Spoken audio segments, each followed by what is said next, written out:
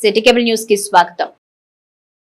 కృష్ణా విశ్వవిద్యాలయం స్నాతకోత్సవ కార్యక్రమంలో రాష్ట్ర గవర్నర్ అబ్దుల్ నజీర్ డాక్టరేట్లు డిగ్రీలు ప్రదానం చేశారు. 6, 7 మరియు 8వ స్నాతకోత్సవ కార్యక్రమం విశ్వవిద్యాలయంలోని డాక్టర్ బిఆర్ అంబేద్కర్ బ్లాక్ లో ఘనంగా నిర్వహించారు. ఈ సందర్భంగా గవర్నర్ అబ్దుల్ నజీర్ 62 మందికి పిహెచ్డి పట్టాలు, 2 ఎంఫిల్ పట్టాలు, 21 మందికి గోల్డ్ మెడల్స్, 300 పోస్ట్ గ్రాడ్యుయేట్ పట్టాలు అందజేశారు.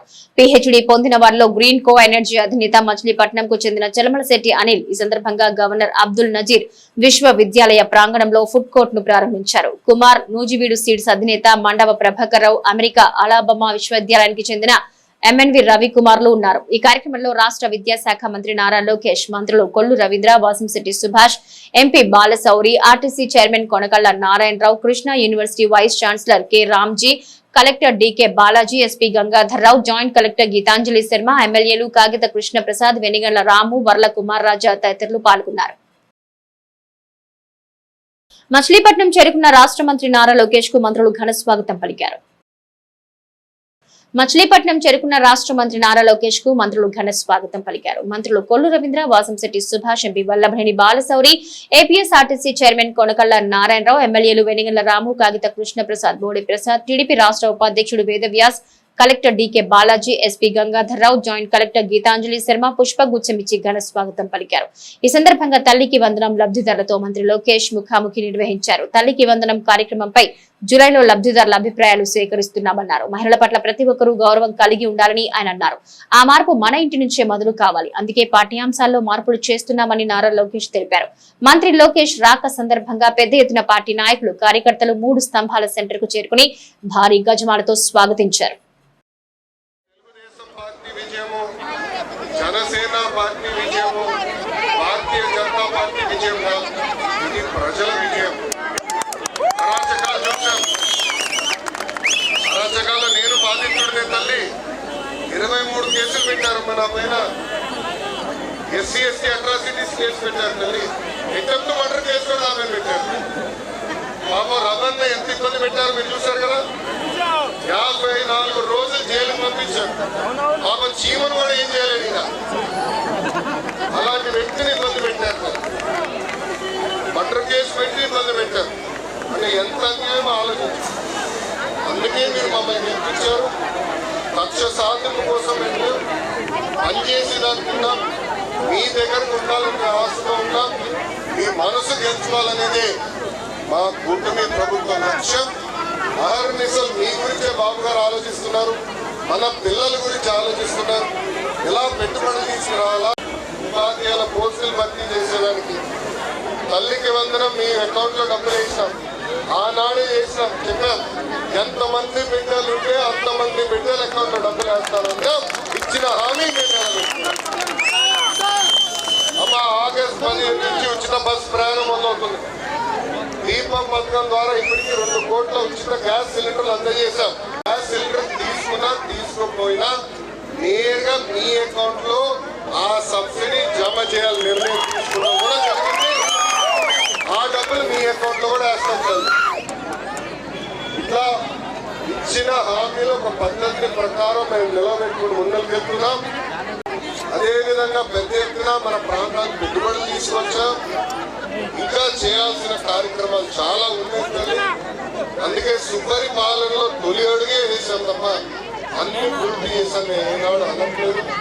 పని చేస్తాం, అందుబాటులో ఉంటాం. అహర్నిశలు కష్టపడి ఇచ్చిన హామీలు నిలబెట్టుకుని సుపరిపాలన అంటే అందరూ ప్రశాంతంగా ఉండాలా, హాయిగా ఉండాలా. అందుకని ఎవడో వచ్చి మా కూడా పాల్గొడతాడు.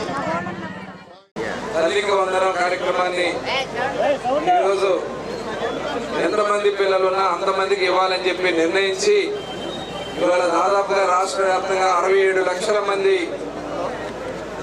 తల్లుల ఖాతాల్లో ఈరోజు పిల్లల అమౌంట్ వేసినటువంటి ఘనత మన యువ నాయకుడు నారా లోకేష్ గారు మన మచిలీపట్నానికి వస్తున్నటువంటి సందర్భంలో అపూర్వ స్వాగతం పలకడానికి విచ్చేసినటువంటి అందరికీ కూడా పేరు పేరున నమస్కారాలు. ఒక 10 నిమిషాల్లో దగ్గరకు వచ్చారు. 10 నిమిషాల్లో రామానాయుడుపేటలో ఒక అపార్ట్మెంట్ లో జరిగిన చోరీలో దుండగులు నగదు, బంగారం అపహరించారు. రామానాయుడుపేటలోని ఒక అపార్ట్మెంట్ లో జరిగిన చోరీలో దుండగులు నగదు, బంగారం అపహరించారు. అపార్ట్మెంట్ లో నివాసం ఉంటున్న శ్రీనివాసరావు అనే ఎల్ఐసి ఉద్యోగికి విజయవాడ బదిలీ కావడంతో ఇంటికి తాళం వేసి వెళ్లారు. మంగళవారం విజయవాడ నుంచి వచ్చిన శ్రీనివాసరావు ఇంటి తాళాలు తీసి ఉండడంతో అవాక్కయ్యారు. లోపలికెళ్లి చూడగా నగదు బంగారం చోరీకి గురైనట్టు గుర్తించి పోలీసులకు సమాచారం ఇచ్చారు. దీంతో రంగంలోకి దిగిన పోలీసులు క్లూస్ టీం సహాయంతో దర్యాప్తు ప్రారంభించి సీసీ కెమెరాలు పరిశీలిస్తున్నారు. రాష్ట్ర మంత్రి నారా లోకేష్ కు నిమ్మకూరులో ఎమ్మెల్యేలు వెలిగండ్ల రాము, వర్లకుమార్ రాజా ఘన స్వాగతం పలికారు. రాష్ట్ర మంత్రి నారా లోకేష్ కు నిమ్మకూరులో ఎమ్మెల్యేలు వెనిగండ్ల రాము, వర్లకుమార్ రాజా ఘన స్వాగతం పలికారు. ఈ సందర్భంగా ఎన్టీఆర్ స్వగృహం నిమ్మకూరులో ఎమ్మెల్యే వర్లకుమార్ రాజాతో కలిసి ఎమ్మెల్యే రాము లోకేష్ కు పుష్పగుచ్చాలు అందించి స్వాగతించారు. గజమాలతో స్వాగతం పలికిన తెలుగు తమ్ముళ్లు ఆ ప్రాంతాల్లో హల్చల్ చేశారు. నిమ్మకూరు మహిళలు మంత్రి లోకేష్ కు మంగళ హారతులు ఇచ్చారు. ఈ సందర్భంగా లోకేష్ అందరూ బాగున్నారా అంటూ నిమ్మకూరు గ్రామస్తులు టీడీపీ శ్రేణులను కుశల ప్రశ్నలు అడిగారు. అనంతరం లోకేష్ ఎమ్మెల్యేలతో కలిసి ర్యాలీగా మచిలీపట్నం తరలి వెళ్లారు. ఈ నెల 29న కాంగ్రెస్ పార్టీ రాష్ట్ర అధ్యక్షురాలు షర్మిలారెడ్డి మచిలీపట్నం పర్యటన విజయవంతం చేయాలని జిల్లా కాంగ్రెస్ పార్టీ నాయకులు పిలుపునిచ్చారు. ఈ నెల 29న కాంగ్రెస్ పార్టీ రాష్ట్ర అధ్యక్షురాలు షర్మిలారెడ్డి జిల్లా పర్యటనలో భాగంగా మచిలీపట్నంలో జరిగే కాంగ్రెస్ కార్యకర్తల సమావేశాన్ని జయప్రదం చేయాలని జిల్లా కాంగ్రెస్ పార్టీ నాయకులు పిలుపునిచ్చారు. పార్టీని బలోపేతం చేసే ప్రక్రియలో భాగంగా పీసీసీ అధ్యక్షురాలు షర్మిలారెడ్డి పాల్గొనే ఈ సమావేశం కాంగ్రెస్ పార్టీ కార్యాలయం ఎదురుగా ఉన్న బృందావనపుర కళ్యాణ మండపంలో నిర్వహిస్తున్నట్లు తెలిపారు. కృష్ణా జిల్లా పార్టీ వ్యవహారాల ఇన్ఛార్జ్ ఎం బాబ్జీ, పార్టీ జిల్లా అధ్యక్షులు గొల్లు కృష్ణ, పార్టీ నాయకులు ధనికుల మురళి, అబ్దుల్ మతీన్, నలబోతు కుమారి, మొబ మోహన్ రావు, శామ్యూల్, చంద్రశేఖర్ తదితరులు పాల్గొన్నారు. ప్రెస్ మిత్రులకి హృదయపూర్వక నమస్కారాలు. ఈనాడు వచ్చినటువంటి సీనియర్ నాయకులందరికీ, జిల్లా ఇన్ఛార్జ్ గారికి, సీనియర్ నాయకులకి, మురళీ మోహన్ రావు గారికి, ధనేకుల మురళీ మోహన్ రావు, మొబ మోహన్ రావు గారు, మతిన్ గారికి, అలాగే సీనియర్ నాయకులందరికీ కూడా నా హృదయపూర్వక నమస్కారాలు తెలియజేస్తూ, అలాగే జిల్లా మహిళా అధ్యక్షురాలకి, రాష్ట్ర కమిటీ రాష్ట్ర అధ్యక్షురాలు, పీసీసీ అధ్యక్షురాలు అన్ని జిల్లాలో పర్యటనలో భాగంగా 29వ తారీఖున మన జిల్లా వస్తున్నారు. ఆ యొక్క జిల్లా అందరం కూడా ఈ రోజున ఇన్ఛార్జి గారు మాదిని బాబ్జీ గారి సమక్షంలో 7 కోఆర్డినేటర్స్ కూడా జిల్లా కమిటీ అందరం కూడా ఈ యొక్క సమావేశాన్ని ఏ విధంగా సక్సెస్ చేయాలనేటువంటి భావంతో ఈనాడు సమావేశం జరగడం జరిగింది. ఈ దిగ్విజయంగా సమావేశాన్ని అందరం కూడా సమిష్టిగా సక్సెస్ చేయాలని పీసీసీ అధ్యక్షురాలు మీటింగ్ని సక్సెస్ చేసి అందరూ కూడా కమిటీ అందరూ కూడా సమీక్షగా జిల్లాల నలుమూల నుంచి కూడా నాయకులు, కమిటీలు, సీనియర్ కాంగ్రెస్ నాయకులు, రాష్ట్ర కమిటీ నాయకులు, జిల్లా నాయకులు, అనుబంధ సంఘాలు, యూత్ అన్నీ కూడా అనుబంధ సంఘాలు అన్నీ కూడా యూత్ కూడా అందరూ కూడా కార్యకర్తలు అందరూ కూడా వేలాది మందికి తరలి వచ్చి ఈ కార్యక్రమాన్ని జయప్రదం చేయవలసిందిగా రాష్ట్ర పీసీ అధ్యక్షురాలు కార్యక్రమాన్ని జయప్రదంగా చేయవలసిందిగా కోరుకుంటూ హెడ్ ఆఫీస్ మధ్య ఇక్కడే హెడ్ క్వార్టర్లోనే జరుగుతుంది. ఇక్కడే 29వ తారీఖు 3 నుంచి మీటింగ్ జరుగుతుంది. అందరూ కూడా సహకరించాలని కోరుకుంటూ నమస్కారములు తెలియజేస్తున్నాను. మన రాష్ట్ర మాజీ ముఖ్యమంత్రి వైఎస్ రాజశేఖర రెడ్డి గారి పుత్రిక వైఎస్ షర్మిలారెడ్డి గారు రాష్ట్ర కాంగ్రెస్ అధ్యక్షురాలుగా మన జిల్లా రావడం జరుగుతుంది 29వ తారీఖు ఆదివారం. కనుక జిల్లాలో ఉన్న కాంగ్రెస్ అభిమానులు, కాంగ్రెస్ పార్టీ ఉంటేనే దేశంలో బాగుంటుంది, పేద మధ్యతరగతి వారి తరపు నిలబడి ఏకైక పార్టీ కాంగ్రెస్ పార్టీ, రాహుల్ గాంధీ గారే అని ప్రజలు నమ్ముతున్నారు. కాబట్టి ఈ బోగస్ ఖాళీ అబద్ధాలు చెప్పి ఎలక్షన్ ముందు విపరీతంగా మోసాలు చేసి లేనిపోని చేయలేని హామీలను ఇచ్చేసి అధికారంలోకి వచ్చిన తర్వాత ఇక్కడ నష్టంలో ఉంది, కష్టంలో ఉంది, మా వల్ల అవదని చేతులెత్తి ఈ పనికిమాలిన రాజకీయ పార్టీలని, ప్రాంతీయ పార్టీలను తరిమి కొట్టాలి. ఎందుకంటే రాష్ట్రం అప్పుల్లో మునిగిపోయింది. దీని బాధ్యత ఎవరికే లేదు.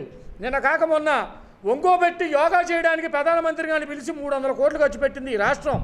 అదే 300 కోట్లు కనీసం ఆ నియోజకవర్గంలో ఉన్న వైజాగ్, గాజువాకలో ఉన్న విశాఖ స్టీల్ ప్లాంట్ ప్రైవేటీకరణ చెయ్యము అని ప్రధానమంత్రితో చెప్పించలేని చేతగాని ప్రభుత్వం ఇది.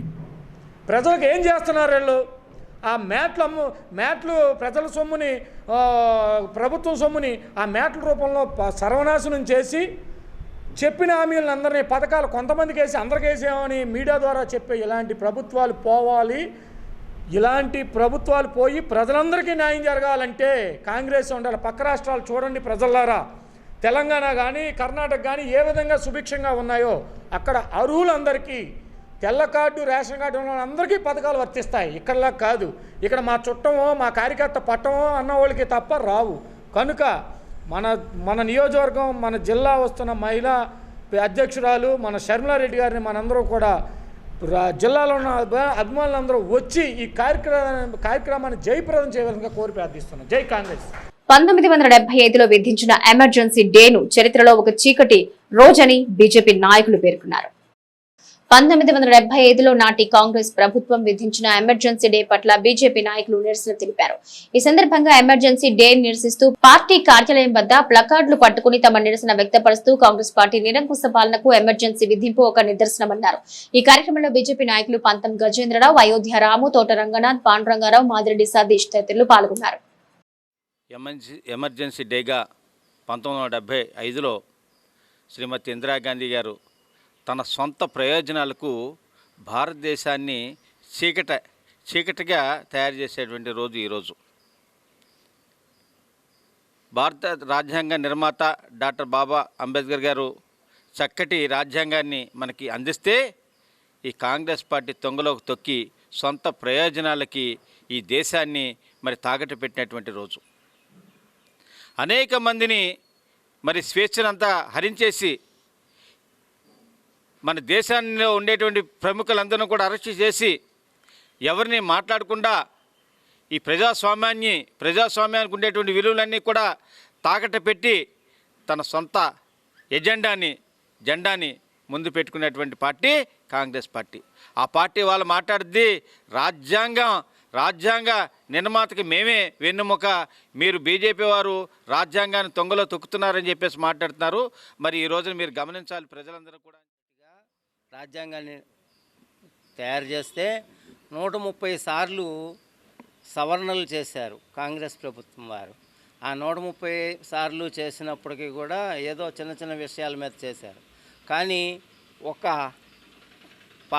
పిఎంగా ఉన్నటువంటి ఇందిరాగాంధీ ఆవిడ పార్లమెంటు సభ్యత్వం చెల్లదు అని చెప్పేసి కోర్టు తీర్పిస్తే ఆ విషయాన్ని తొంగలో తొక్కి ఎమర్జెన్సీని ప్రకటించి భారతదేశాన్ని చీకటిలోకి నెట్టేసింది. ఈ ఎమర్జెన్సీ అనేది ఎప్పుడు పెడతారు అని చెప్పేసి దేశానికి ఏదన్నా కష్టతరమైనటువంటి విషయం వచ్చినప్పుడు, అంటే మన దేశాన్ని మించినటువంటి దేశం ఏదైనా మన మీదకి యుద్ధానికి వచ్చినప్పుడో, లేకపోతే ఏదైనా సైక్లోన్ ఎఫెక్ట్ వచ్చినప్పుడో, లేకపోయేదైతే సునామీనో వచ్చినప్పుడు తినటానికి తిండి లేకపోతే ఆ సమయంలో ఏమయ్యా మిగతా విషయాలు మాట్లాడమాకండి, ముందు ఈ కష్టకాలాన్ని బాగు చేయండి అని చెప్పేసి అనేది చెప్పేటటువంటిది ఎమర్జెన్సీ. అటువంటి ఎమర్జెన్సీని ఎమర్జెన్సీ రోజు అని మనం నిరసన తెలియజేసుకుంటున్నాం. ఆ ఎమర్జెన్సీ రోజుల్లో ఇబ్బంది పడిన వ్యక్తుల్లో నరేంద్ర దామోదర్ దాస్ మోడీ గారు కూడా ఉన్నారు. ఆయన అప్పటి నుంచి దేశం కోసం పోరాడుతూ ఇవాళ మన దేశాన్ని ఎంత ఎత్తుకు తీసుకెళ్లారో మనం చూసాం. ఇంకా ఎత్తుకు తీసుకెళ్లే పనిలో ఆయన నిమగ్నమై ఉన్నాడు. దేశభక్తుడుగా నరేంద్ర మోడీని, దేశద్రోహిగా ఇందిరాగాంధీని గుర్తు చేసుకునే రోజుగా ఎమర్జెన్సీ డేని మనం గుర్తు చేసుకునే రోజుగా ఈ ఎమర్జెన్సీ డేని ఎప్పటికీ గుర్తుంచుకుంటాం. సిటీ కేబుల్ న్యూస్ సమాప్తం.